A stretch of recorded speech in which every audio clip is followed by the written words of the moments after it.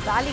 And as per sources, we are told that a non-local has been shot at and he is injured. This incident is reported out of the Batagund area of Tral in Pulwama. We also are learning that the non-local, in fact, a person who's not a resident of Kashmir now has been targeted.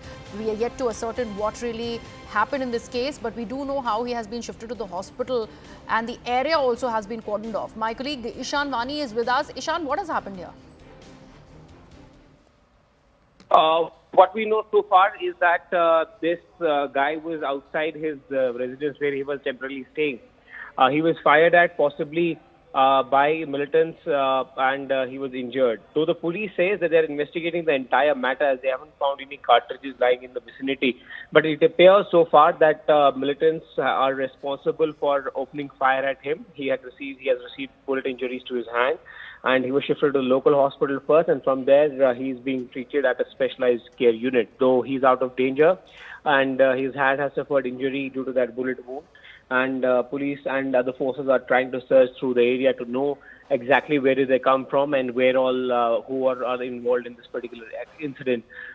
This is the third incident that's taken place in a week's time. You had first a bullet-ridden dead body of a non-local which was recovered in Shopian, followed by a massive attack on the jammu tunnel where no locals and non-locals were targeted. Now this is the third incident of a non-local being targeted in South Kashmir's Pulwama district, where now this non-local from Bijnor area of UP has been left injured. We are told that security measures are being made stringent. LG had yesterday directed that there should be strong security measures, particularly in those areas which are vulnerable.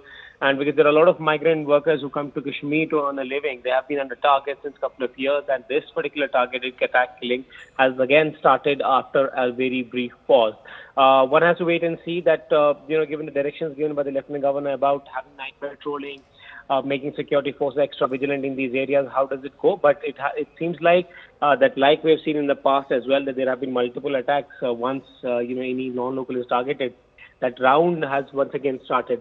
One has to wait and see that how does the police respond to the entire situation, because there is a unified high command meeting which will be chaired by the Lieutenant Governor today, who is the head of unified high command, where intelligence officers, police, army, CRPF and other paramilitary forces will be part of and giving the input about the present situation. You also had the Umarullah meeting Home Ministry yesterday about the situation that is unfolding in Jammu and Kashmir, apart from discussion on the statehood. So it will be interesting times ahead. One has to see that how do the security forces change their SOPs, whether there will be increased patrolling in the sensitive areas.